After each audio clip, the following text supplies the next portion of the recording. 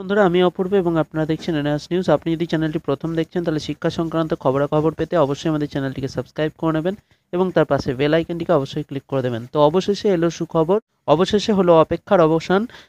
আপার প্রাইমারির যে রেজাল্ট এতদিন ধরে ঝুলেছিল সেটির মেরিট লিস্ট প্রকাশিত হলো। আপনারা যদি এখন অফিসিয়াল ওয়েবসাইটে চলে যান westbengalssc.com, আমি ডেসক্রিপশনে এর লিঙ্কটি দিয়ে দিচ্ছি, যেখান থেকে আপনারা কিন্তু আপনাদের এই যে মেরিট লিস্ট প্রকাশিত হয়েছে সেটা দেখে নিতে পারবেন। এখানে আপনারা দেখতে পাচ্ছেন view merit list in compliance of the order passed by the honourable high court. তো এখানে ক্লিক করলে তো আর একটি পেজ খুলে যাবে, যেখানে আপনি দেখতে পাচ্ছেন একদম কোন সাবজেক্টে আপনি অ্যাপ্লাই করেছিলেন সেই অনুসারে সিলেক্ট করবেন।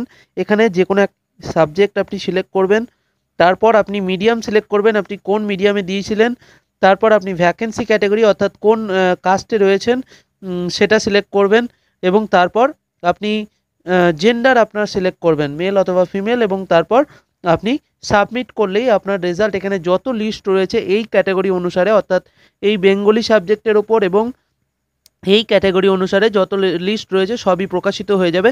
আমি একটা আপনাদেরকে দেখিয়ে দিই, এবং যেখানে আপনি দেখতে পাবেন সুন্দরভাবে ডিস্ট্রিবিউশন করে দেওয়া হয়েছে academic qualification, professional qualification, weightage of TET, marks obtained in the personality test এবং টোটাল।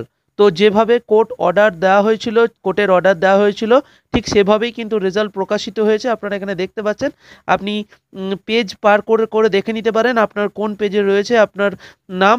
অবশ্যই কমেন্টে জানাবেন যে আপনি এই আপার প্রাইমারিতে পেয়েছেন কিনা। এখানেই ভিডিওটি শেষ।